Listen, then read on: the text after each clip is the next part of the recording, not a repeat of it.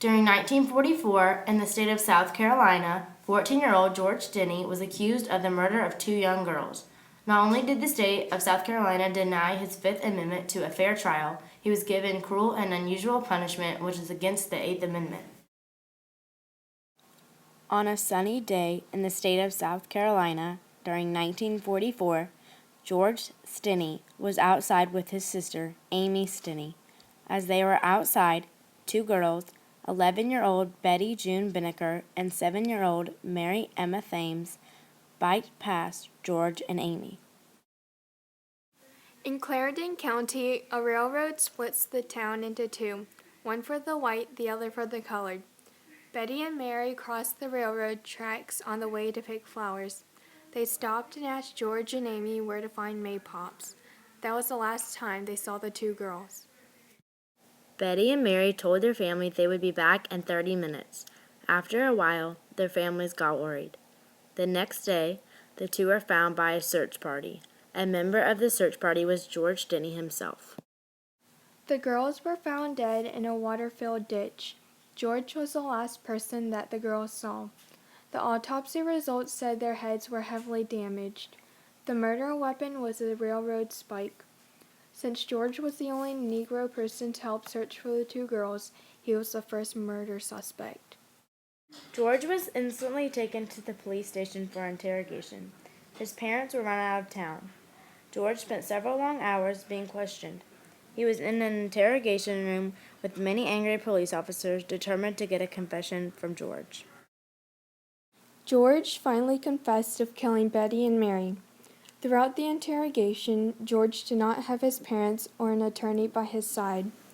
The officer bribed George with food to confess to the murder. This type of confession is called a coerced, compliant, false confession. George's court date was short after the interrogation. George's trial took place in the Clarendon County Courthouse on April 24, 1944. The trial only took 10 minutes. The case opened and closed in one day. The all-white jury's verdict was guilty. The courtroom was filled with around 1,500 angry white people. Negroes were not allowed in the courtroom during the trial. This was a huge deal in the black community. George did not have an alibi because his family was run out of town. Based on George's skin color, he did not stand a chance. George was going to be executed. George's family had no say in the situation. They felt helpless and hopeless. George's father was fired from his job after George's trial. George's brother Charles didn't know what to do without his brother. George's mom cried until her eyes were swollen and swore her son didn't do it. 2 months after the trial, George was executed. In order for George to fit into the electrocuting chair, officers had to put books on the seat for him to reach the head electrodes. It only took a few shocks until George was dead. This upcoming clip is from Vimeo. It is an interview with Charles Stinney, George's brother. If the attorneys in South Carolina are successful in wiping this from the record, does that give you any type of solace or closure, or is there any feeling that you have that this may actually happen? Well, it would be good if it can, but like I say, he already paid for his life, and nothing will, even if they take it off, it will still not bring him back. And so because most of the people who were there who know, probably don't pass on now. It could help for generation to come on to concerning him not being guilty, but those who were there were still the deceased and maybe die believing alive. Did your father say anything or share anything with you about what he felt about this entire situation at the time? No, he didn't discuss it too much about it.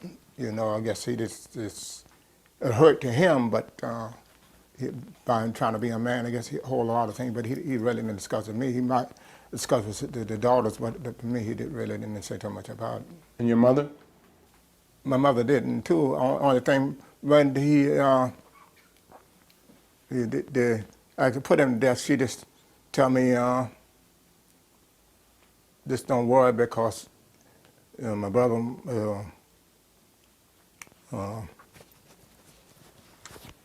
won't be coming back and wouldn't come back if he could.